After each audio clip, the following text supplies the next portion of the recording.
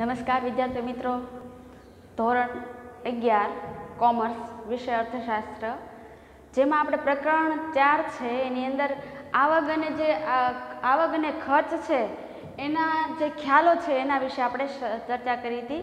હવે એમાં છે એ અસ્થિર ખર્ચ અને સ્થિર ખર્ચ એના વિશે આપણે ભણી ચૂક્યા. તો હવે અસ્થિર ખર્ચ છે એની અંદર પણ આપણને છે એ ચોક્કસ આકૃતિ રીતે આપણે સ્પષ્ટીકરણ કરીને સમજાવેલું છે, જે કોષ્ટકો પણ આપણા પુસ્તકમાં આપેલા છે.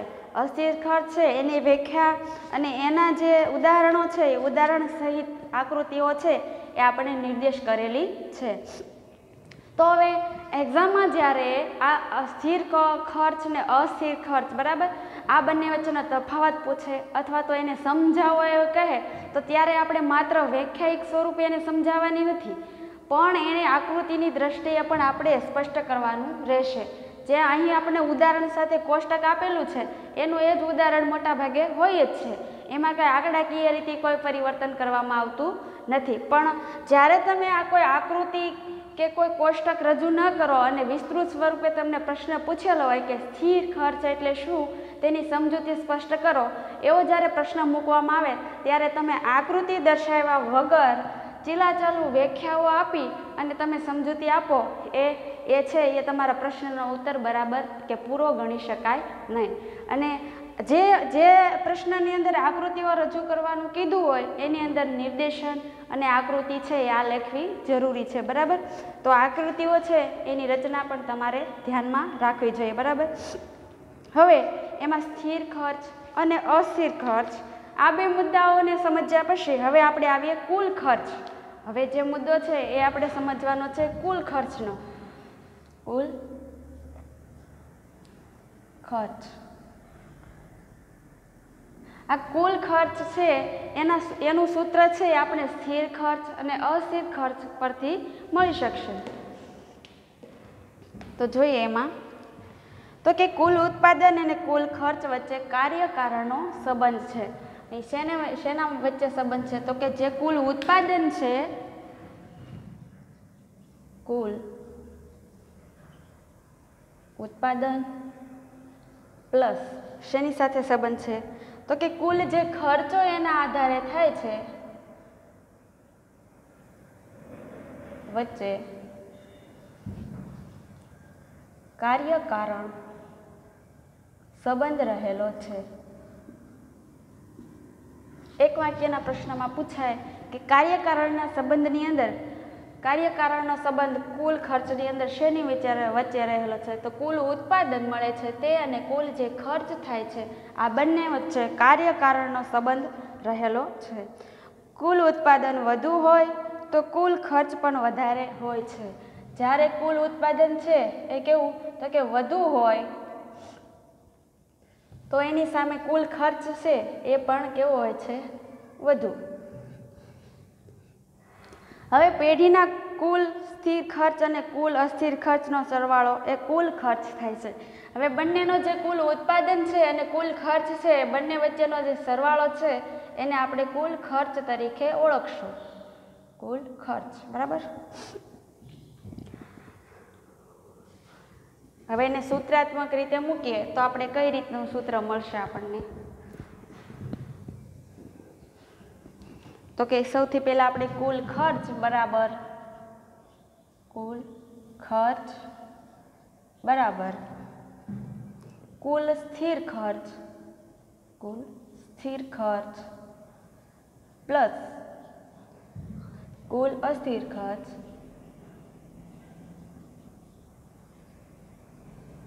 આ ત્રણેય વસ્તુ લીધી એના આધારે આપણે શું મળશે? તો એને શોર્ટ આઉટમાં આપણે લખીએ તો આ કુલ ખર્ચ છે અને ટીવી એવા જે કેપિટલ અક્ષરો છે એ આપણે આપશું. બરાબર, કુલ એટલે આપણે ટી લીધું, ટી પછી આપણે એફ લેશું, એ સ્થિર ખર્ચ માટે FC. હવે એને પ્લસ કરતા હવે આપણે ટી એટલે કુલ એટલે આપણે ટી જ લેવાનો છે. ટી લીધા પછી V એટલે અસ્થિર ખર્ચ એટલે V અને C એવા સિમ્બોલો મૂકશું. હવે જોઈએ તો આ સૂત્રની દ્રષ્ટિએ આપણે મૂકી દીધું. હવે એમાં આગળ વધીએ તો આપણે શું કહે? તો કે ઉત્પાદન વધતા સ્થિર ખર્ચ સ્થિર રહે છે. હવે ઉત્પાદનમાં ભલે ને વધારો થાય પણ જે સ્થિર ખર્ચ છે એમાં કોઈ ફેરફાર થતો નથી, કોઈ પરિવર્તન સંભવતું નથી. પરંતુ શું કહે તો કે અસ્થિર ખર્ચમાં જ્યારે વધારો થાય છે, અસ્થિર ખર્ચ છે એમાં વધારો થાય છે અને કુલ જે ખર્ચ છે આપણે એને છૂટું પાડીને સમજતા જઈએ તો કે ઉત્પાદન વધતા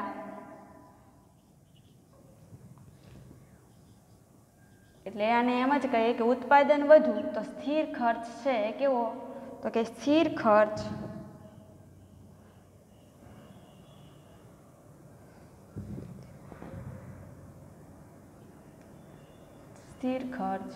બરાબર સ્થિર ખર્ચ.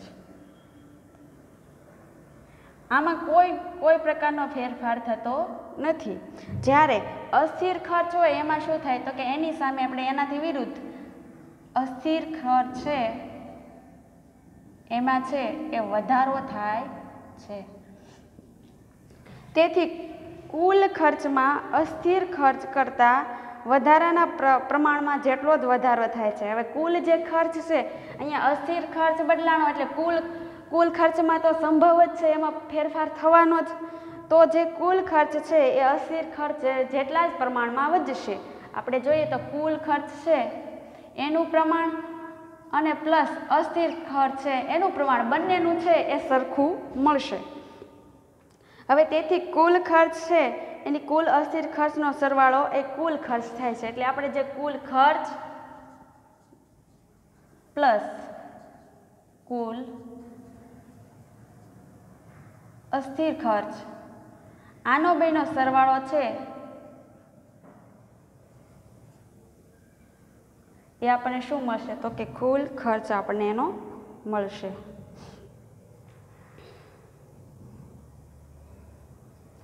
પરંતુ બંને વચ્ચેનું ઊભું લંબ અંતર સરખું રહેલું હોય છે. હવે કહે છે કે કુલ ખર્ચની રેખા અસ્થિર ખર્ચની રેખાના ઉપરના ભાગમાં હોય છે. આ જે છે આપણે આકૃતિની રીતે સમજાવવા માંગે છે કે આપણે આની અંદર જોઈએ તો કુલ ખર્ચની રેખા છે અસ્થિર ખર્ચની રેખાની ઉપરના ભાગમાં હોય છે. તો આપણને અહીં દર્શાવેલી જે રેખા છે એ કઈ છે જુઓ તો આ અહીં રેખા જે દર્શાવી છે આલેખમાં એ રેખા છે કુલ સ્થિર ખર્ચની રેખા. તો હવે આપણને એ તો નિર્દેશ કરી દીધું કે અહીં આપણે કુલ ખર્ચની જે સ્થિર રેખા છે એ દર્શાવેલી છે. હવે કુલ ખર્ચની રેખામાં અસ્થિર ખર્ચની રેખા ઉપરના ભાગમાં આવેલી છે. હવે આપણે ક્યાં તો કે અહીં જુઓ આ જે આલેખમાં અહીં નિર્દેશ કરવામાં આવી છે એ કુલ અસ્થિર ખર્ચની રેખા છે. તો એ ક્યાં તો કે ઉપરની બાજુમાં આવેલી છે. બંને વચ્ચેનું ઊભું અંતર લંબ અંતર સરખું રહેલું છે. એટલે કુલ ખર્ચ પ્લસ કુલ અસ્થિર ખર્ચ આ બંને જે રેખા છે એ બંને વચ્ચેનું જે લંબ અંતર છે એ કેવું સમાંતર રહેલું છે. તેથી આપણે આકૃતિમાં જોઈ શકીએ કે બંને છે કુલ સ્થિર ખર્ચ છે એમાં કોઈ જ ફેરફાર થયો નથી. એટલે એની રેખા છે એ આપણને આલેખમાં અહીંયા સીધી આપેલી છે. જ્યારે અસ્થિર ખર્ચમાં છે એ પરિવર્તન આવેલું છે એટલે એની જે રેખા છે એ આપણને ઉપરના તરફ ઢળતી જોવા મળે છે. એની સાથે કુલ ખર્ચમાં પણ ફેરફાર થાય છે એટલે કુલ ખર્ચની જે રેખા છે એ પણ આપણને ઉપરની તરફ ઢળતી જોવા મળે છે. હવે કોષ્ટકના આધારે આપણને આંકડાઓ આપેલા છે. એમાં ઉત્પાદનનું પ્રમાણ કેટલું છે, કુલ સ્થિર ખર્ચ કેટલો છે, કુલ અસ્થિર ખર્ચ કેટલો છે અને કુલ ખર્ચ કેટલો છે એનું ટોટલી વસ્તુ આપણને અહીંયા નિર્દેશ કરેલી છે. તો આમાં ઉત્પાદન જોઈએ તો 0 જે છે 0 બતાવે પેલું, ત્યાર પછી 10, 20, 30, 40 ને 50 એવી સંખ્યાઓનું આપણને વર્ણન કરેલું છે. તો કુલ સ્થિર ખર્ચનો અંદર તમે નજર નાખશો તો તમને તરત જ સ્પષ્ટ થઈ જશે કે એની અંદર આપણને 100 કિંમત 100 આવી રીતનું સરેરાશ 5 કોષ્ટક છે. આ 6 કોષ્ટક છે એની અંદર આપણને આ જે કિંમત છે સંખ્યા છે એમાં કોઈ ફેરફાર પડેલો નથી, કોઈ ફેરફાર જોવા મળતો નથી કેમ કે એ તટસ્થ છે, એમાં કોઈ પરિવર્તન આવેલું નથી. જ્યારે એની દ્રષ્ટિએ આપણે આગળ જોઈએ તો અહીંયા ફેરફારની દ્રષ્ટિએ અસ્થિર ખર્ચ છે એની અંદર 0 થી લઈએ તો આપણને આગળ 80 આપ્યા, 150 આપ્યા, 100 આપ્યા અને આમ સરેરાશ આ જે સંખ્યા આપી છે એ પરિવર્તનલક્ષી છે. એમાં કોઈને કોઈ જગ્યાએ કંઈ ને કંઈક સંખ્યાત્મક ફેરફાર થયેલો છે જે આપણને આલેખમાં જોવા મળે છે. તો અહીં આપણને છે ઉત્પાદનનું પ્રમાણનું એકમ, ઉત્પાદન પ્રમાણનો એકમ છે 10, 20, 30 એ આપણે નીચેની લીટીએ દર્શાવેલા છે. જ્યારે ખર્ચ છે રૂપિયામાં કે 100, 200, 300 એની વચ્ચે કેટલો આવશે એ જે છે આપણે અહીં દર્શાવેલો છે. અને એના આધારે છે આપણે શેનું આલેખન કરશું તો કે એના આધારે આપણે કુલ અસ્થિર ખર્ચની રેખાનું આલેખન કર્યું અને કુલ ખર્ચ છે એ રેખાને આપણે નિર્દેશ કર્યું. હવે ત્યાર પછી નીચે છે એના જ આધારે આપણે કુલ સ્થિર ખર્ચ છે એની રેખાને રચી. બરાબર. હવે આમાં કીધું છે કે ઓ એક્સ ધરી, આ ઓ અને આ એક્સ ધરી છે એમાં ઓ વાય ધરી પર ખર્ચ દર્શાવવામાં આવે છે. જે આપણે આમાં સમજ્યા એ પ્રમાણે બધું દર્શાવેલું છે. હવે એને તારવીને આપણે જોઈએ કે કઈ રીતે મૂક્યું તો કે પહેલું ઉત્પાદન મૂલ્ય, ઉત્પાદન શૂન્ય હોય, જ્યારે કોઈ પણ પરિવર્તન થયેલું ન હોય, ન વધારે હોય ન ઘટાડો હોય, ત્યારે આ ઉત્પાદન શૂન્ય હોય છે.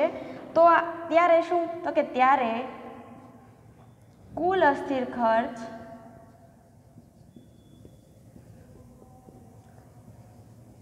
શૂન્ય હોય છે. તો અહીં કાંઈ પરિવર્તન નથી, અહીં શૂન્ય છે તો અહીં પણ શૂન્ય હશે જ. બરાબર. બીજું, જ્યારે ઉત્પાદન શૂન્ય હોય ત્યારે સ્થિર ખર્ચ છે એ ઓપી, આપણે જે બિંદુઓ આપેલા છે એમાં ઓપી હોય છે એ કેવું હોય છે તો કે ઓ બિંદુ પર હોય છે એ અસ્થિર ખર્ચ શૂન્ય અને કુલ ખર્ચ ઓપી. હવે જો આગળ 3, જ્યારે ઉત્પાદન OQ1 જે આપણે એ નિર્દેશ કરેલું છે કે અહીંયા આપણે છે એ આપણે 10 છે અને Q1 કહેશું, ત્યાર પછી 30 છે અને Q2 કહેશું. બરાબર. Q1 ને Q2 એવા બે નિર્દેશ કરેલા છે અને ઓ ધરી પર જ્યારે આગળ જોઈએ તો ત્યાં આપણે P એ પ્રતીકનું નિર્દેશ કરેલું છે.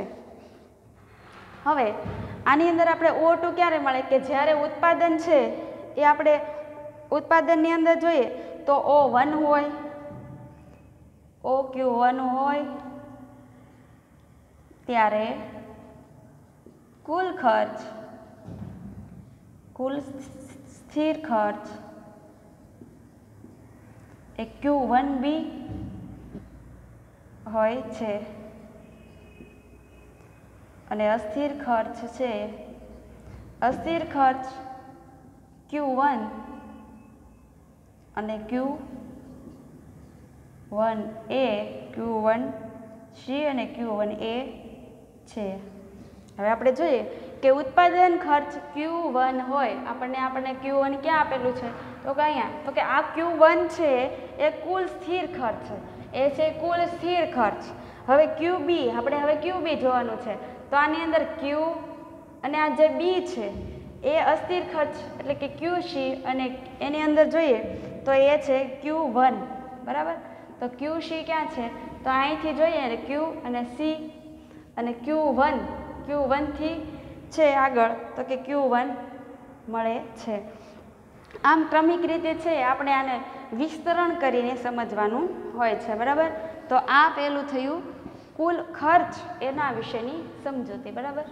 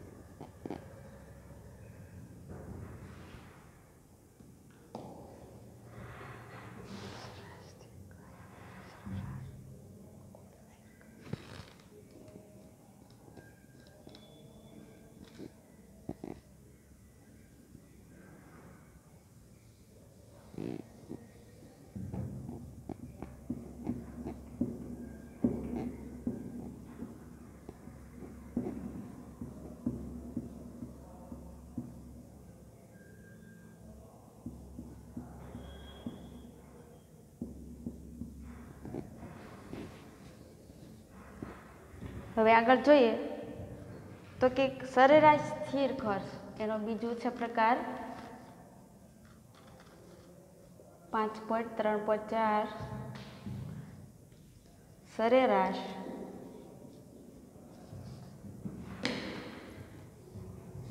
સ્થિર ખર્ચ.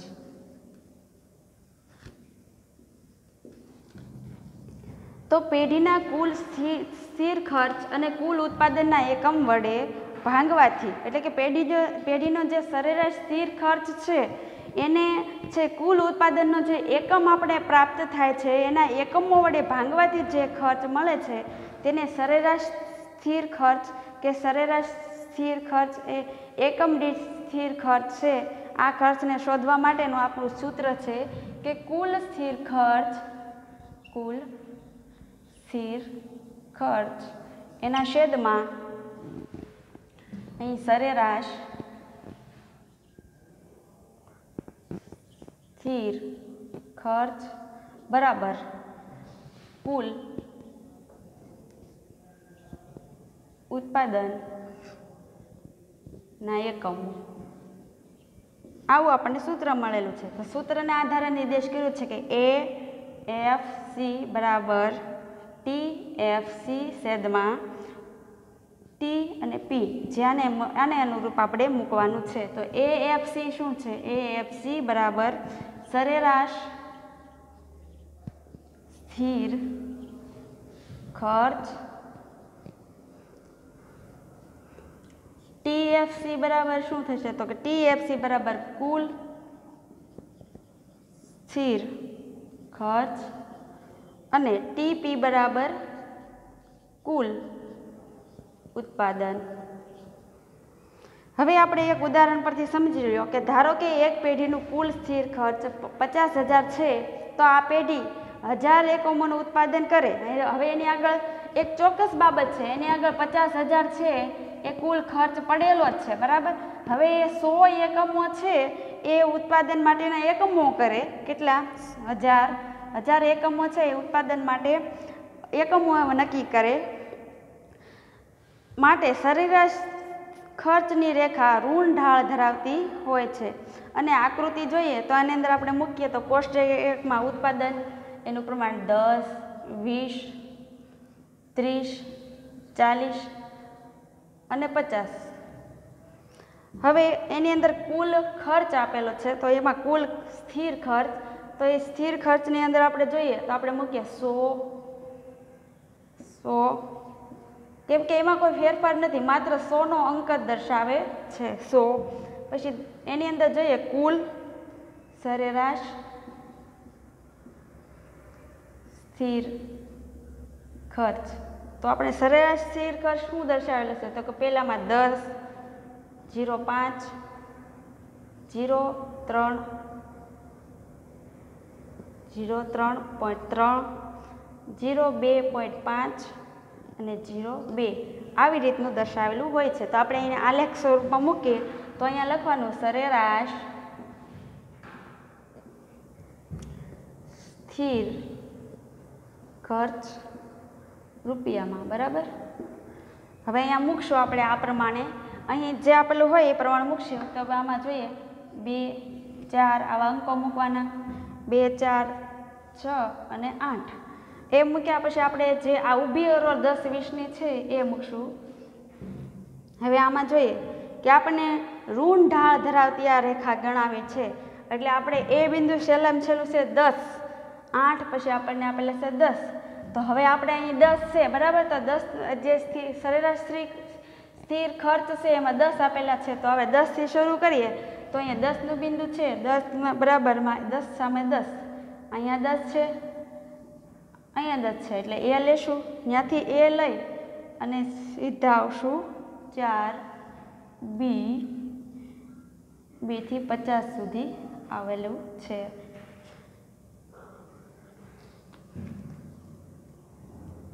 A, B, C, D અને E, A, B, C એટલે કે સરેરાશ સ્થિર ખર્ચ રેખા.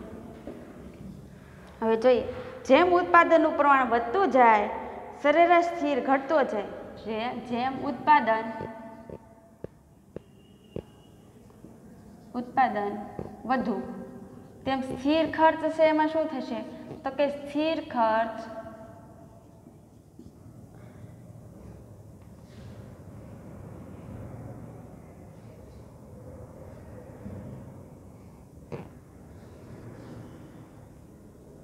જેમ ઉત્પાદન વધે તેમ સ્થિર ખર્ચ વધુ ને વધુ એકમો વચ્ચે વહેંચાય છે. તેથી ઉત્પાદન વધતા સરેરાશ સ્થિર ખર્ચ ઘટતો જાય છે. હવે ઉત્પાદન જ્યારે વધે ત્યારે સ્થિર ખર્ચ છે એની અંદર છે શું થાય છે? તો કે ઉત્પાદન વધતા સરેરાશ સ્થિર ખર્ચ છે એની અંદર ઘટાડો થતો જાય છે. કેમ કે પહેલાં આપણે સ્થિર ખર્ચનો સરેરાશ 10 મળ્યો, પછી 5 મળ્યો, પછી 0.3 મળ્યો. તો આમ છે ક્રમિક રીતે એમાં ઘટાડો થતો જાય છે. અનુસૂચિ અને આકૃતિમાં ઉત્પાદન અને સરેરાશ સ્થિર ખર્ચ વચ્ચે સંબંધ દર્શાવી શકાય છે. જેમ જેમ ઉત્પાદનનું પ્રમાણ વધારે સ્થિર ખર્ચ ઘટતો જાય છે. આમ ઉપયુક્ત આપણને જે આકૃતિ આપી છે અહીંયા એમાં OX ધરી છે એમાં ઉત્પાદનનું પ્રમાણ અને OY ધરી પર સરેરાશ સ્થિર ખર્ચ દર્શાવ્યો, જે આપણે અહીં હમણાં સમજ્યા તે પ્રમાણે. બરાબર. તો વિદ્યાર્થી મિત્રો, આજે આપણે છે કુલ ખર્ચ અને સરેરાશ સ્થિર ખર્ચ વચ્ચેને જે છે બે મુદ્દા એની વચ્ચે ચર્ચા કરી.